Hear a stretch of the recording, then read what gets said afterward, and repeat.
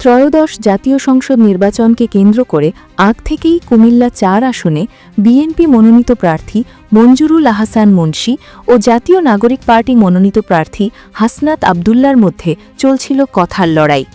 এর মধ্যে ঋণ খেলাপির তথ্য গোপন করায় মঞ্জুরুল আহসান মুন্সীর মনোনয়ন বাতিল করে নির্বাচন কমিশন। সবশেষ বিষয়টি গড়ায় আদালত পর্যন্ত।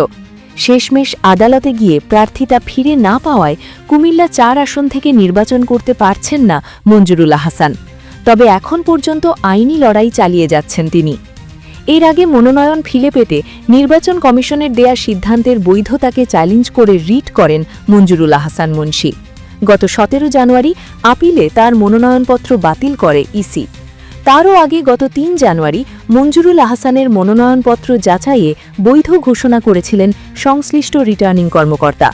তবে রিটার্নিং কর্মকর্তার এই সিদ্ধান্তের বিরুদ্ধে ইসিতে আপিল করেছিলেন এই আসনে এনসিপির প্রার্থী হাসনাত আবদুল্লাহ। তিনি আপিলে অভিযোগ করেন বিএনপির প্রার্থী ঋণ খেলাপি হওয়ার তথ্য গোপন করে মনোনয়নপত্র দাখিল করেছেন। এদিকে বিএনপি প্রার্থীর মনোনয়ন বাতিলের পর অনেকটাই ফুরফুরে মেজাজে রয়েছেন হাসনাত আবদুল্লাহ। এর মধ্যেই জানা গেল কুমিল্লা ৪ আসনে গণ অধিকার পরিষদের প্রার্থী জসিমউদ্দিন বিএনপি জোটের হয়ে নির্বাচনে প্রতিদ্বন্দ্বিতা করবেন। শুক্রবার দুপুরে জসিমউদ্দিন নিজেই বিষয়টি নিশ্চিত করেছেন।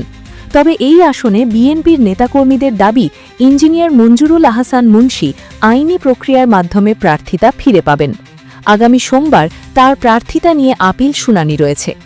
এর আগে গণ অধিকার পরিষদের সভাপতি নুরুল হক নূর গণমাধ্যমকে বিষয়টি নিশ্চিত করে জানান, জোটগত সিদ্ধান্ত অনুযায়ী কুমিল্লা ৪ আসনে জসিমউদ্দিন বিএনপি জোটের প্রার্থী হিসাবে নির্বাচন করবেন।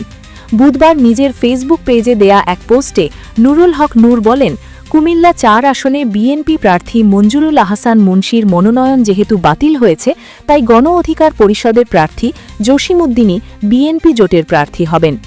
এই আসনে জামায়াতে ইসলামী নেতৃত্বাধীন ১০ দলীয় জোটের মনোনীত প্রার্থী এবং জাতীয় নাগরিক পার্টির দক্ষিণাঞ্চলের মুখ্য সংগঠক হাসনাত আবদুল্লাহ সহ মোট ৫ প্রার্থীকে প্রতীক বরাদ্দ দেয়া হয়েছে।